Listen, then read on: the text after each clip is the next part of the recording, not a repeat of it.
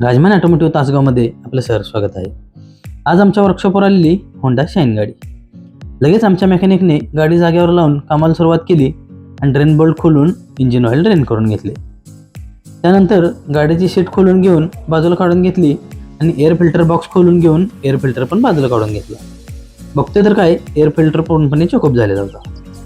लगेच त्याला एअर मारून क्लीन करून घेतला आणि गाडीच्या चेसिसला पण एअर मारून क्लीन करून घेतले आणि एअर फिल्टर गाडीला बसवून एअर फिल्टर बॉक्स पण फिटिंग करून घेतला आणि शीट बसवून घेतली. त्यानंतर ड्रेन बोल्ट क्लीन करून त्याला पेस्टिंग करून फिटिंग करून घेतला आणि इंजिन ऑइल घातले आणि ऑइल कॅप बसवून घेऊन मीटरच्या शेजारी सर्व्हिस डेट आणि किलोमीटर लिहिले आणि त्यानंतर पाठीमागच्या चाकाचे नट लूज करून चेन सेटिंग करून घेतले आणि चाक आवळून घेतले. लगेच दुसऱ्या बाजूने दुसऱ्या मेकॅनिकने गाडीच्या सर्वत्र ठिकाणी लुब्रिकेशन करून घेतले आणि स्पार्क प्लग काढून घेतला तर त्याला थोडीशी काजळी आलेली. त्याला अशा पद्धतीने आमच्या मेकॅनिकने क्लीन करून घेतला आणि इंजिन कॉम्प्रेसर चेक करून स्पार्क प्लग फिटिंग करून घेतला.